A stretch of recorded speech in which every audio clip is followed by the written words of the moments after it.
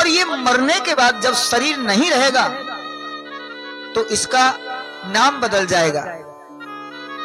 क्या होगा?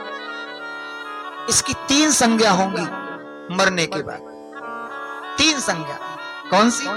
क्रमी, विट, भस्म, संज्ञान्तम।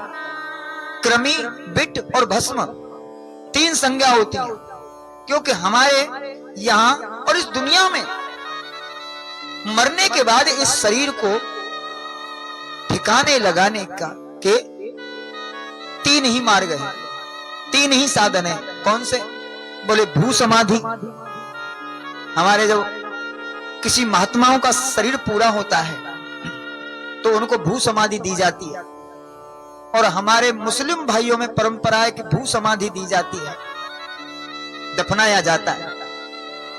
हमारे सनातन धर्म के माध्यम से देखें तो हमारे यहां जितने भी महात्माओं के शरीर पूरे होते हैं वो जलाए नहीं जाते, उनको यहां जमीन में भू समाधि उसको बोलते हैं। अंतर इतना है कि हमारे मुस्लिम भाई उसको लिटाते हैं, हमारे यहां बिठाते हैं। समाधि अवस्था में उस महात्मा को बिठाया जाता है, फिर मिट्टी दी जाती है।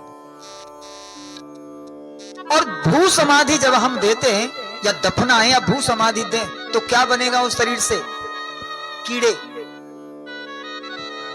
अगर जमीन में दफना दिया, शरीर दबा दिया, तो उस शरीर से कीड़े बन जाएंगे, तो इस शरीर कीड़ों के रूप में परिणत हो जाएगा। या फिर एक परंपरा है जल समाधि। हमारे यहां जल में भी समाधि दी जाती है संत महात्माओं की, और जल में जो समाधि दी जाती है उससे क्या बनता है? बोले जल में समाधि जब हम देते तो कछुआ, मछली आदि जीव जंतु जलचर उसको खा जाते हैं शरीर, और शरीर को जब जलचर खा जाते हैं तो थोड़ी देर बाद उसकी बनती है बीट, भ्रष्टा, भ्रष्टा के रूप में परिणत हो जाते हैं। तो इस शरीर की कीमत क्या है? ये शरीर एक भ्रष्टा है, एक कीड़ा है, कुछ नहीं है। या तो फिर